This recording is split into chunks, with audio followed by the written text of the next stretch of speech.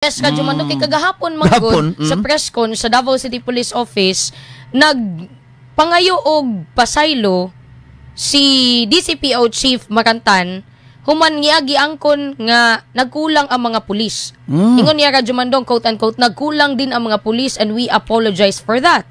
Sa pangutana, kung anong walay presensya sa kapulisan sa lugar atong panahon na, ipahayag ni Makantan nga dunay kapulisan sa maong dapit apan nagkulang sa ilang seguridad. Mo to ang ihang giingon nga. So nangayo sa pasaylo, so sa ato pag-angko niya, yes, ang pagka-inutil sa ato ang mga otoridad sa kampanya sa peace and order sa syudad sa Davao. Mo ihang ingon Radyo Mandong. Akong ipa-verify aning ato ang mga kauban nga nag-adto didto.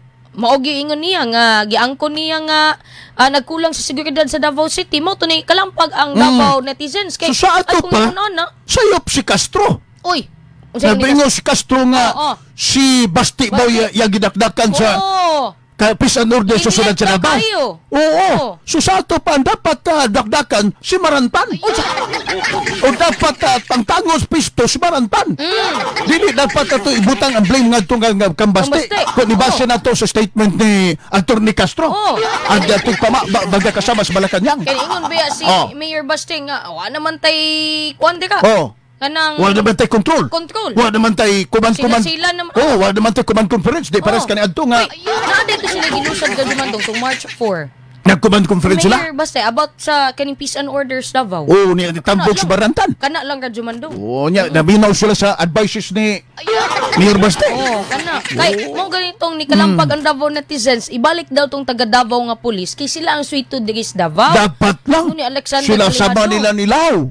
Sila Noel Villarhermosa. Di basta-basta. Ma'am Aguilar. Kaysa pamatog ipanlabag dito sa Luzon. Daghan mga sila daghan to sila day. Mga kuanto kanang isgutan nimo aga ka na bitang kanang kampanya sa asa ka na bitang seguridad sa syudad sa Davao. Kapa na kaito nila. Yes, sakto. Ingon gani si Roel Torrevillas din sa atong post police karon sa Davao, wa gani katuod asa magkiruhan. Oo, ana sa di ninyo mailad ang mga tao sa Davao. Unang katawaan lang mo sa inyohang pagpamutbot dira ingon ni Esperos Antoque. Wa yun sila kauyon Radyo Mandong.